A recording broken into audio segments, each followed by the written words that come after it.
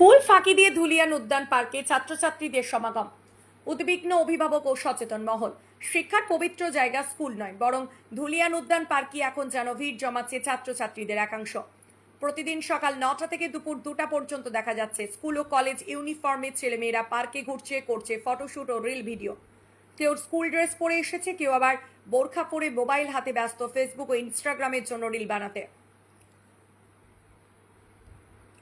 স্থানীয় সূত্রে জানা গেছে, অনেক অভিভাবক কি ভাবছেন, তাদের সন্তান স্কুলে যাচ্ছে, অথচ বাস্তবে তারা স্কুলের বদলে পৌঁছে যাচ্ছে পার্কে। পার্কের পাশে থাকা কিছু সচেতন নাগরিক এই বিষয়ে উদ্বেগ প্রকাশ করে পার্ক কর্তৃপক্ষকে অনুরোধ করেছেন যেন নির্দিষ্ট সময় স্কুল চলাকালীন ছাত্রছাত্রীদের প্রবেশের নিষেধাজ্ঞা জারি করা হয়।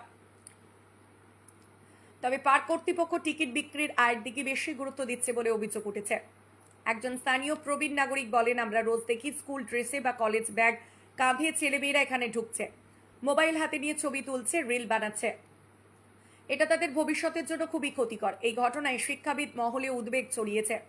তাদের মতে প্রযুক্তি এবং স্বাধীনতার অপব্যবহার করলে তার শিক্ষাক্ষেত্রে মারাত্মক প্রভাব ফেলতে পারে। পড়াশোনার প্রতি মনোযোগ হারাচ্ছে একাংশ ছাত্রছাত্রী। বিশেষ করে এই পার্কটি বর্তমানে প্রেমের সম্পর্ক গড়ে তোলার জায়গায় পরিণত হয়েছে বলে অভিযোগ। স্কুল বা কলেজ চলাকালীন সময় এমন অবৈধ ছুটি ভবিষ্যতে ছাত্রছাত্রীদের জীবনে নেতিবাচক প্রভাব ফেলতে পারে।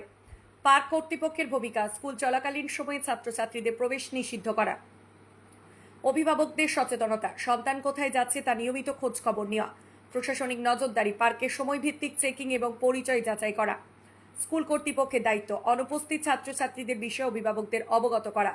আমার জেলার খবর, তাই খবর তুলে ধরে সমাজকে এগিয়ে নিয়ে নিজেতে এবং ছাত্রছাত্রীদের ভবিষ্যৎ গড়তে এবং সকল ছাত্রছাত্রীর গার্জিয়ান সহ পরিবারকে সচেতন করতে। এই সমস্যার দ্রুত সমাধান না হলে আগামী প্রজন্মের শিক্ষার ভিত্তি দুর্বল হয়ে পড়বে বলে আশঙ্কা প্রকাশ করছেন অনেকে।